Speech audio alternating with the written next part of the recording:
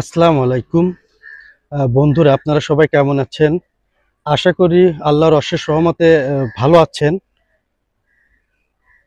আমার পিছনে যে গাছটি দেখতে পাচ্ছেন এটি হলো কদবেল গাছ। মূলত আজ এই কদবেল গাছ নিয়ে কথা বলার জন্য হাজির হয়েছি।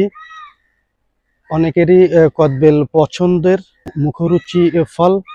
তবে এই ফল আমাদের শরীরে মানুষের কি কি উপকারে আসে আমরা অনেকেই জানি না। তো এই বিষয় নিয়ে কথা বলবো। তো ভিউয়ার্স, কথা বলবো না, চলেন ভিডিওটি শুরু করা যাক।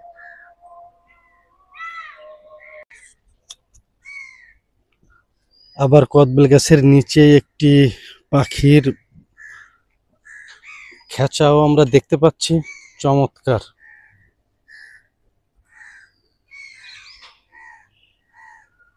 ভিউয়ার্স, আপনাদেরকে কদবেল গাছটি একটু ঘুরিয়ে দেখাই, দেখেন কি পরিমাণ ফল ধরেছে।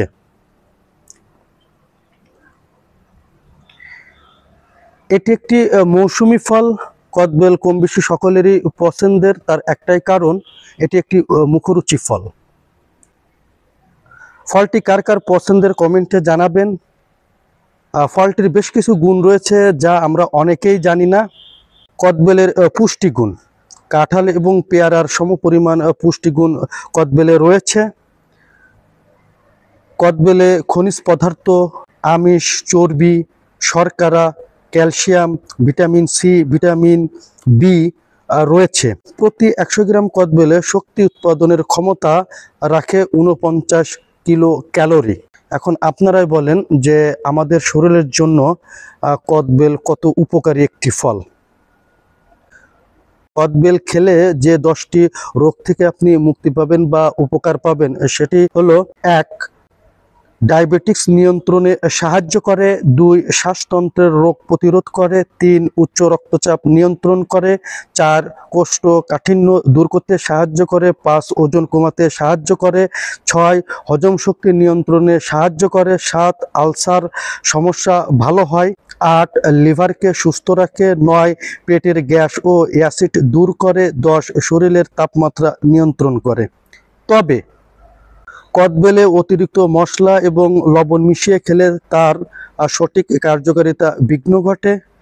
তো আপনারা যখন কদবেল খাবেন এই বিষয়টি খেয়াল রাখবেন, অতিরিক্ত লবণ বা মশলা না দিয়ে খাওয়ার চেষ্টা করবেন।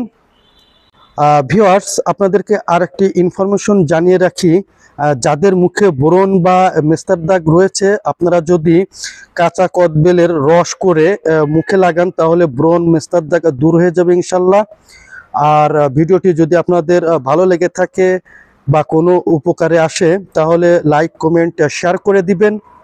আর পরবর্তী ভিডিও দেখার জন্য সর্দার অ্যাগ্রো ফার্ম ইউটিউব চ্যানেলটি সাবস্ক্রাইব করে রাখবেন। আমি কামরুল হাসান বিদায় নিচ্ছি। সবাই ভালো থাকবেন, সুস্থ থাকবেন। দেখা হবে আবার নতুন কোনো ভিডিওতে। আসসালামু আলাইকুম।